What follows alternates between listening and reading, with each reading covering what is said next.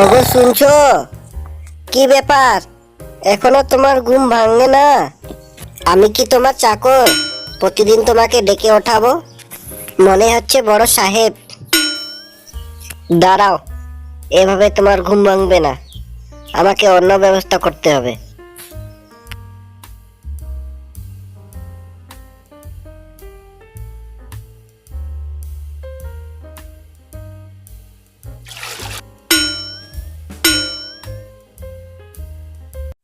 এ কি বউ, সকাল সকাল আমার মাথার উপর জল ঢেলে দিলে? বেশ করেছি, আর কত বেলা ঘুমায় থাকবে? আমার কাজে বের হবার সময় হয় নাই, তাই তো আমি ঘুমাচ্ছিলাম। ইস, কাজে বের হবার সময় হয় নাই, আর বাড়ির কাজগুলো কে করবে? বাড়ির সব কাজ সেরে তারপর কাজে বের হবে, বলে দিলাম। এ কি বউ, বাড়ির কাজগুলো কি আমাকে করতে হবে? এসব তুমি করবে না? ইস, আমি কি তোমার চাকর? তুমি নিজে করো, আর না হলে কাজের লোক রাখো, আমি করতে পারবো না। হায় রে, এ কেমন জ্বালা! এ কেমন বউ কপালে জুটলো, স্বামীকে বলে বাড়ির কাজ করতে।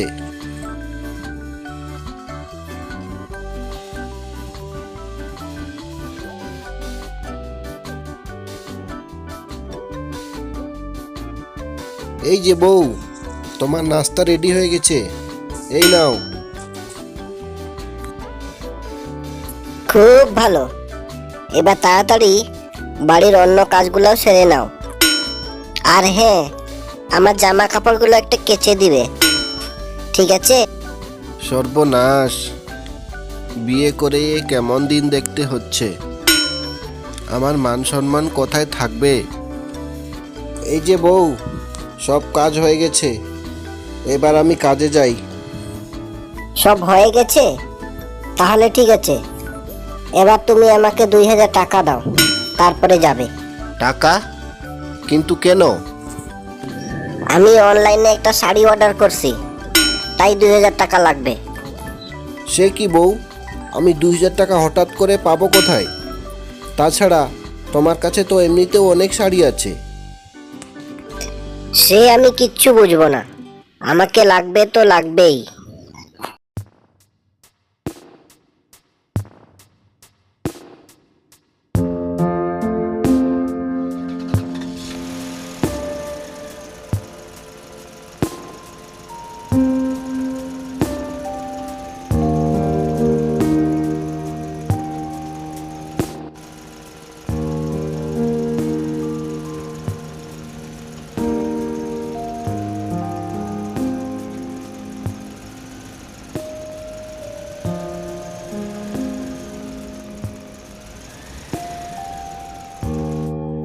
এই যে বাবু, কোথায় যাবেন?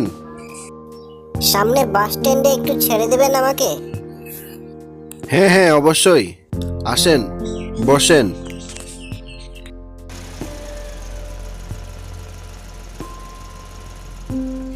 এই যে শিয়াল, কি নাম তোমার?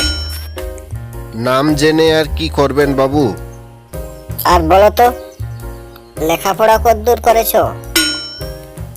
লেখাপড়া করলে কি আর টোটো চালাইতাম? অবশেষে এই মূর্খ শিয়ালের টোটোতে উঠলাম। আরে ধুর মশাই, আপনার যাওয়ার ইচ্ছা থাকলে চলেন, আর না হলে নেমে পড়েন, অযথা আমাকে প্রশ্ন করবেন না। আরে আরে, তুমি তো রেগে যাচ্ছ। আচ্ছা বলো তো, তোমার কি বিয়ে হয়ে গেছে? বউ খুব জ্বালায়, তাই না? সে আপনি কি করে বুঝলেন? আমি একজন শিক্ষিত মানুষ, মুখ দেখেই সব বুঝতে পারি। অনেক বকেছেন, এবার একটু চুপ করে বসেন। বাড়িতে বউয়ের জ্বালা, বাইরে প্যাসেঞ্জারের জ্বালা, কত জ্বালা আর সইব?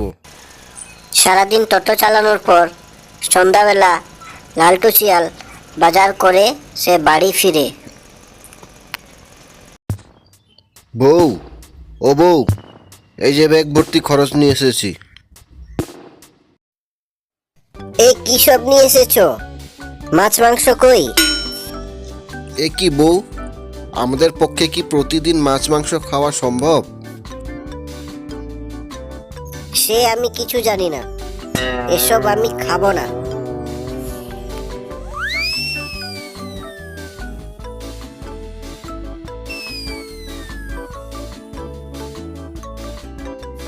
এ কি বউ, তুমি সব খরচ বাইরে ফেলে দিলে? বেশ করেছি, কালকের থেকে মাছ মাংস ছাড়া ঘরে ফিরবে না, বলে দিলাম। এভাবে কিন্তু চলবে না বউ, তোমাকে সব বুঝতে হবে।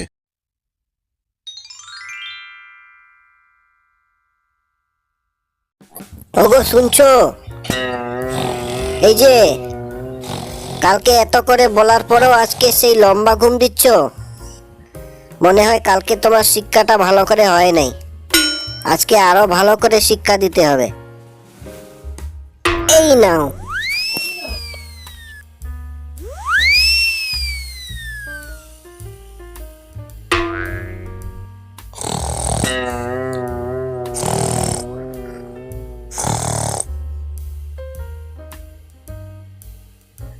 এ কি, আমি তো ভিতরে ঘুমাচ্ছিলাম, বাইরে চলে আসলাম কিভাবে? হাই রে হাই, এত জোরে লাথি মারার পরও তোমার ঘুম ভাঙলো না? এ কি বউ, তুমি আমাকে লাথি মেরে দিলে? স্বামী বলে আমার একটুকু মান সম্মান রাখলে না? এটা তো কিছুই না, আরো কত কি করব, তুমি শুধু দেখতে থাকো। শিয়াল তার বউয়ের আচার আচরণ দেখে খুবই অসন্তুষ্টিত থাকে, কিন্তু সে ভেবে পায় না কিভাবে তার সমাধান করবে। একদিন শিয়াল তার বাঘ বন্ধুর কাছে সবকিছু খুলে বলল। সবকিছু শোনার পর বাঘ একটা পরামর্শ দিল শিয়ালকে। শিয়াল বন্ধু, আমার মনে হয় তোমার আরেকটা বিয়ে করা উচিত। তাতে কি আমার সমস্যার সমাধান হবে? হ্যাঁ অবশ্যই, তোমার ছোট বউ বাড়ির সব কাজ করবে, তাহলেই আর বড় বউ তোমার সাথে কোনো ঝামেলা পাকাবে না। মনে হয় তুমি ঠিকই বলছো, তাহলে আর দেরি না করে আমি চট করে আরেকটা বিয়ে করেই ফেলি। বাঘ বন্ধুর কথা শুনে লালটু শিয়াল আরেকটা বিয়ে করে ফেললো। হায় হায় রে সর্বনাশ, এ আমি কি দেখছি? বউ, ভুল বোঝো না, আমি এসব কিছু তোমার জন্যই করেছি। এবার তুমি আমার ছোট বউকে বরণ করে ঘরে তোলো। শয়তান, আমি আমার সতীনকে বরণ করে ঘরে তুলবো? দাঁড়া বেটা, তোর তো শখ কম না। এই যে বউ, তুমি ভুল বুঝতেছ, বাড়ির সমস্ত কাজকর্ম আমার এই ছোট বউ করবে, আর তুমি আরামসে বসে থাকবে। তার জন্য এই বিয়েটা আমি করলাম বউ, তুমি আমাকে খারাপ ভেবো না। হারামজাদা, কাজের লোক আর সতীনের মধ্যে আমি পার্থক্য বুঝি না। দাঁড়া বেটা, আজকে তোর একদিন কি আমার একদিন। এ তো দেখছি মামলা পুরো উল্টো হয়ে গেল, আর এখানে থাকা অত্যন্ত বিপজ্জনক। ছোট বউ, ফলো মি।